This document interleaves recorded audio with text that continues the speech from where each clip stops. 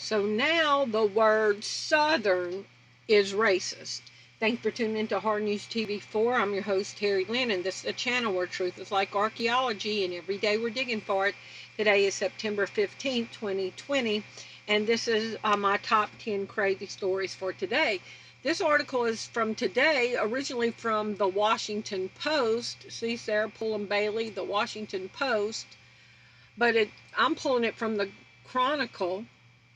Prominent Southern Baptists are dropping Southern name amid racial unrest. Where are they going to stop? Where are they going to stop? We have Southern Fried Chicken. We have University of Southern Mississippi. We have Southern Gospel. The lower part of the 48 states of America, part of it is called the South. Then our maps, our navigation system, south, southeast, southwest. Our maps, our compasses, north, south, east, west. What are we going to stop? Where are we going to stop at? What about the black people that were born in the South, that were born in southern states? Are they going to just do away with the whole lower state? Are we going to have a civil war and we're going to break away from the southern states? Are all the black people going to move to the northern states? I mean, this is just getting crazy. This second article is from NBC News. Birds are dropping dead in New Mexico, potentially in the hundreds of thousands. Scientists are investigating why so many birds are dying and are asking the public for help. Well, all the videos that I've seen on 5G explain why the birds and the bees are falling out of the sky. Man, I could preach right there. The birds and the bees. Let me teach y'all about the birds and the bees. And it ain't your mama's story on the birds and the bees. Okay? 5G is destroying the birds and the bees. Article number 3 is from Barron's. French President Macron defends 5G technology. I don't know why this is not open, and here we go. So, French President Macron, who was a teenager and having sex with his married school teacher who's like 100 years older than him, and now she's the First Lady of France. Well, she's married to the President of France, okay? He defends 5G technology because his moral compass is so good. France will move forward with its planned deployment of 5G telecom networks despite detractors who would prefer the Amish model and going back to the oil lamp, President Emmanuel Macron said Monday. Nearly 70 left-wing elected officials and environmentalists called on Sunday for a moratorium on 5G technology, which is due to be rolled out in France at the end of the month. So we're going to see a lot more people, quote, dropping with the COVID at the end of the month. 5G networks are touted as promising as exponential leap in the mountain speed of wireless data. We're seeing what they're doing to the birds and the bees. Rockin' Robin is falling dead out the tree. Rockin' Robin, dropping Robin. Okay, but Macron is saying that despite all the concerns, it's rolling out at the end of the month. Now, let me show you article number 4. It's 2 separate articles, but it both involves Bill Gates. So this article is from today, from Bloomberg. It's posted in Yahoo Finance. Bill Gates used to think of the U.S. Food and Drug Administration as the world's premier public health authority. Not anymore. And Bill Gates doesn't trust the CDC either. Both, in his view, are casualties of a presidency that has downplayed or dismissed science. Bill Gates is nothing more than a skinnier Moore. What's that guy's name? That makes the movies. His last name's Moore, big old Moore. I'm drawing a blank on his name. But Bill Gates is no more than a skinnier Moore. Okay? He is a leftist, crazy person who is attacking the Food and Drug Administration and the CDC, which I have my own problems with. But who is Bill Gates to be a public spokesperson to us about how no good the Food and Drug Administration is, or the CDC? The man is a college dropout. He did not even major in health or medicine. He did not major in psychology. He's a computer geek, but yet the world is putting him out there on a pedestal like he's this world-renowned, doctor or something. Then the second article is still on Bill Gates. This is in with my number 4. Bill Gates, this is the very best chance scenario for when life can return to normal post-pandemic. This is from today. Also, 6 months into the COVID pandemic, it can be hard to remember life before the novel coronavirus. So when might the pandemic end so that things can return to normal? Yeah, right. Billionaire philanthropist Bill Gates has an idea about what the best case timeline looks like for Americans. So this man is working with New York schools to reimagine New York schools. He's invested in fake meats. He's invested in vaccines. He's invested in the viruses. He's invested in giving us information about the timeline when the vaccination is going to come out, who is efficient and who's not efficient. He has declared himself as God because he knows it all. Billionaire philanthropist Bill Gates has an idea about what the best case timeline looks like for Americans.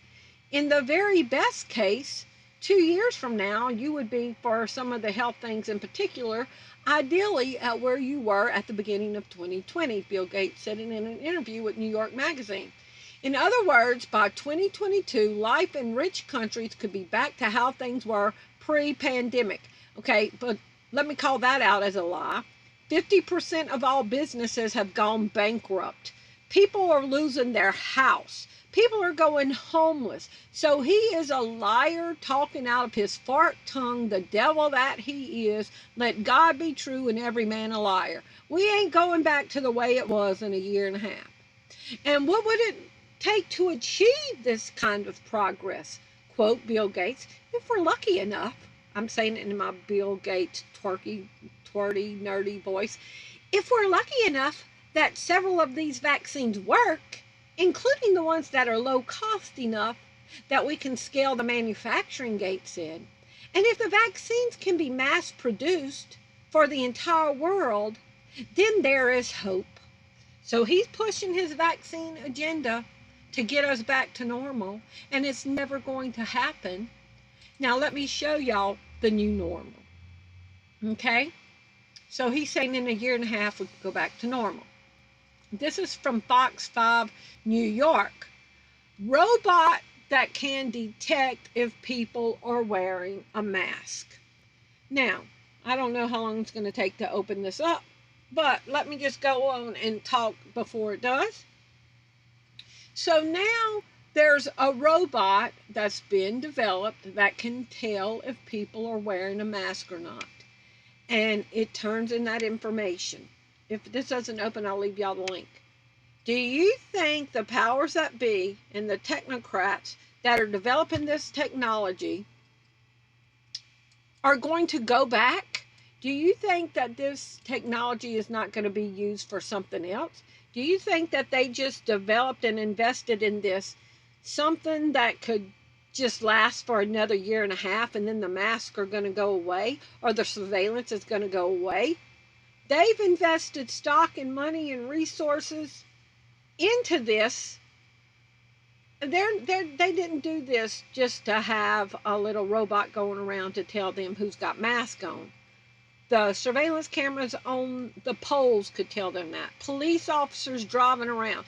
They're surveillance snitchers that they're, crime fighters, turn your neighbor in type stuff. They are developing robots to spy on us for other things because this robot is going to be reprogrammed to tell them more information. A human-like robot, does that look human-like to you? This is like mental manipulation. That doesn't look human to me. I don't see no white skin. I don't see no black skin. I don't see no pimples. I don't see no oil on their face. I don't see no eyebrows, eyelashes, no hair. That does not look human-like to me. Don't try to brainwash me, okay? Fox 5.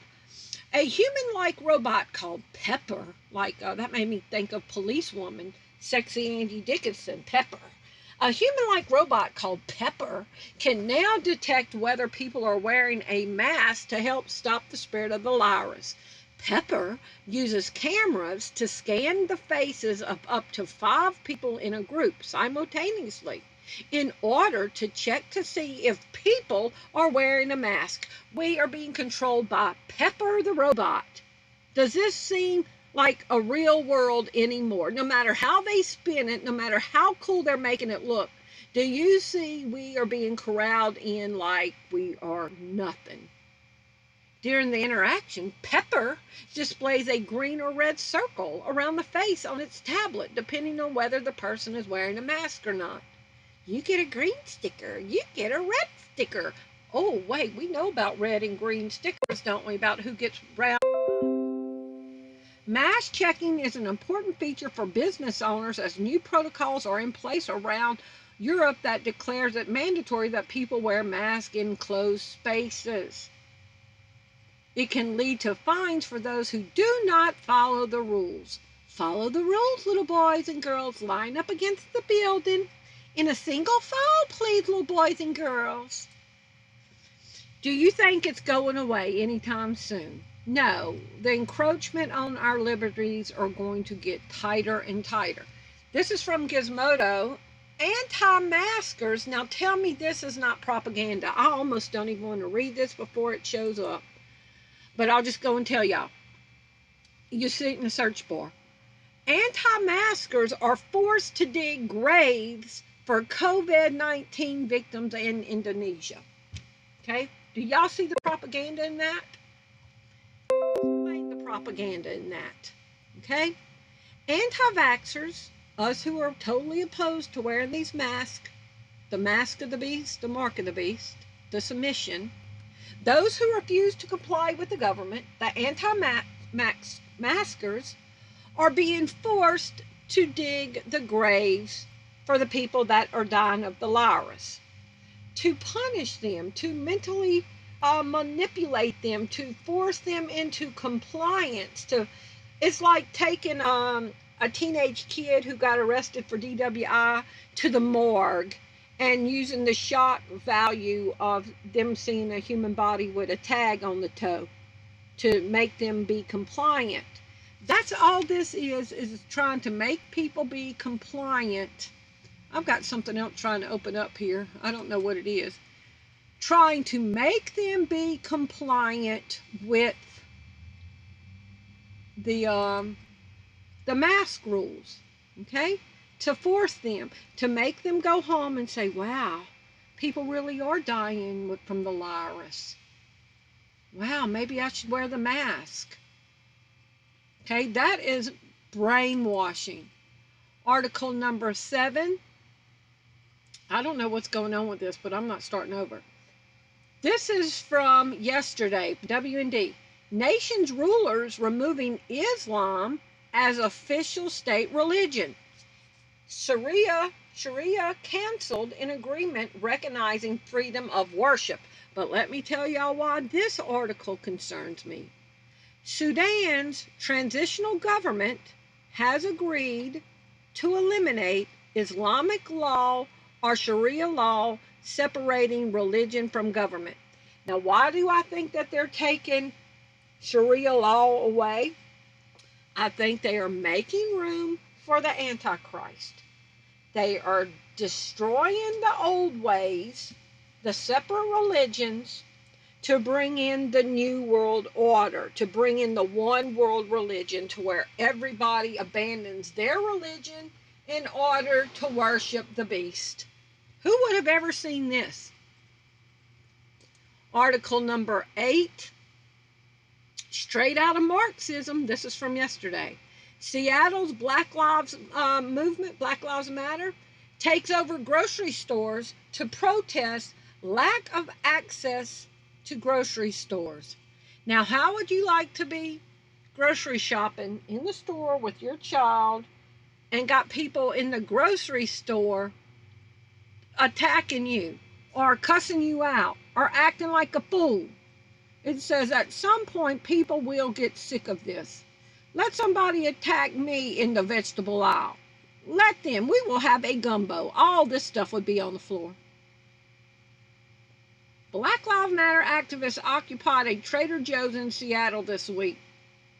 You want to play with me, baby? We're about to go on two-player. Claiming to be protesting lack of access to grocery stores and explaining to patrons how capitalism exploits the working class. Oh, didn't they get easy access going into the grocery store to act a fool? So how can they protest that they don't have access to the grocery stores? Okay? Liberal white women throughout the city are now stockpiling frozen burritos and wondering, has this all gone too far? Black Lives Matter protesters have occupied Trader Joe's in Seattle. Oh my goodness. Oh my goodness. Oh my goodness. Let somebody try to cuss me out or attack me in the store. I don't know. I have to find Jesus. I say all the time, you know, I don't believe in a pre-trib rapture. I think we're going to go through some stuff. But I always used to say, Lord, please don't come. Please don't return in no rapture when I'm in Walmart, because I ain't going to make it. Now it'd be a Trader Joe's, because my flesh would be out and we'd have to handle some business. Then I'd have to repent. Oh, I'm sorry, y'all. I got to take it to the Lord in prayer, because all this foolishness is bringing out my North Baton Rouge. Help me, Jesus. Whew, I must decrease and he must increase. Okay, this article is from the Washington Times. Air Force tests new anti-drone laser weapon. So all these people that say directed energy, the DO weapon, is not real, wait till you see this. Drones, and we already know DO weapons is real, but this is coming out from today from the Washington Times. Drones are one of the 21st century's most dangerous weapons, and the U.S. Air Force may soon have a new weapon to defend against them. The Air Force earlier this month successfully tested Boeing's compact laser weapon system, which was mounted on top of a small military vehicle and was able to protect a convoy from simulated drone attacks. In a future scenario, integrated and networked directed energy capability, as demonstrated in this exercise by Klaus, would provide operators with vital information and means to respond to threats at greater speeds, program manager at Boeing's Laser and Electro-Optical Systems said in a statement. Okay? And it says it's directed energy, y'all. And so people are asking, how come these California fires are just stopping at the border when you see the map? How come it's stopping at the border of America and Canada and not going into Canada if these wildfires were naturally occurring? And the last article, I'm sorry I'm at 18 minutes, but the last article is from CNBC. You know all the talk about the post office is going broke, the post office is going broke, what are we going to do? While the United States Post Office is going broke, guess who's rapidly adding planes to their mail delivery system? This is from today, CNBC. Amazon is rapidly adding planes to its air fleet, inching closer to UPS and FedEx. So, Amazon, who is owned by the richest man in the world, who Amazon pays no taxes, who Amazon is storing a biometric cloud for the intelligence community for the U.S. government on every single person in America, Amazon is now becoming one of the primary leaders in delivering us our mail. We know they got drones now. Now they're increasing their airplane fleet. While all the other airlines are struggling, Amazon is growing. So I do see the United States Postal Service going out of business because Amazon can offer up more information. Amazon can give the government more information on who's buying what and easier to spy on. Between May, June, July, 3 months, Amazon added 9 planes to its fleet, the most it has added over a 3-month span since its inception, according to a recent study. Amazon's air fleet plays a critical role in the company's ability to ensure 1 to 2 day delivery. The company has grown its air cargo fleet to about 70 planes, up from a total of 50 last February. So in February, they had 1 plane for each state. Now they've got 70. The airline industry may be reeling from the coronavirus pandemic, but Amazon's air cargo business has rapidly accelerated in recent months. So, we see where it's going. I'm telling you, the U.S. Postal Service is going away, and Amazon is going to be delivering stuff to us. Y'all please leave me your comments below and let me know what you think. Thank you for watching. Bye-bye.